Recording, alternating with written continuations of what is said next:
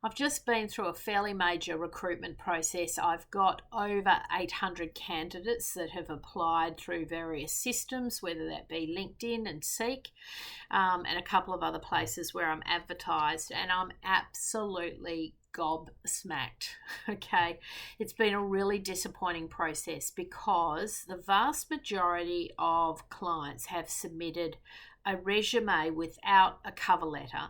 And if they have submitted a cover letter, they've submitted it as a separate document, and it makes it extremely hard to read and to bring the two documents back together. The documents that have been supplied have had incredibly weird and wonderful file names. So from a recruiter's perspective, it's been incredibly frustrating because you've got to go back through, make sure all the file names are correct. If you're putting them onto a recruitment system, that it's all collated correctly and so on. And people just don't think. So they're sending out resumes with weird and wonderful file names. Do not do this. The recommended file name is surname / first name. If you want to add in the word resume or board resume, that's fine, but make sure you follow a very simple format. Do not have, resume for blah, blah, blah and really long file names that mean something to you, don't mean anything to the company that you're applying to. And it's really crucial that you have succinct file names.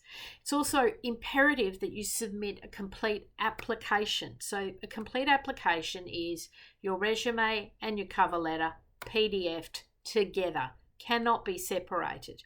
The purpose of the cover letter is to draw the reader into your world and to take you through to read the resume.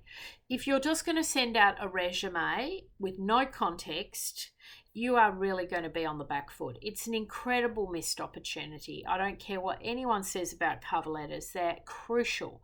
For me as a headhunter, assessing a candidate, why do you want to apply for the role? What do you bring to the table? Your resume says you're based in Queensland. Why are you applying for a role in Tasmania? I need to understand the context. I have a lot of people who nowadays you're applying for roles in different locations, but you might have a home in that location. Make it clear so that the headhunter doesn't make an assumption that because your CV says you're based in Queensland, there's no point applying for that role in Tasmania.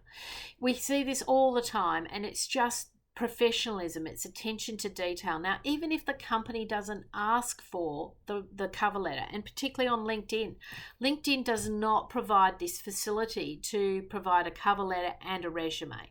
Now, Seek does, but they're separated. So my strong advice is, regardless of how the companies are recruiting, regardless of what they're asking for and how to attach documents, put the two documents together. That way they can't be submitted.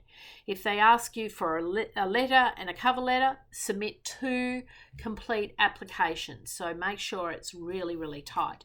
That way the documents can't be separated. Make sure you've got a good, simple file name.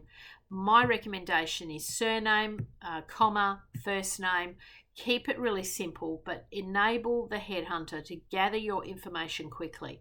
If you make it too hard and you provide a cover letter in an email or a cover letter in a text message, your cover letter gets excluded. It won't be included in the whole process. And then it's this missed opportunity to gather all the information in one place. Make it as easy as possible for the people assessing your candidacy to gather the information as quickly as possible.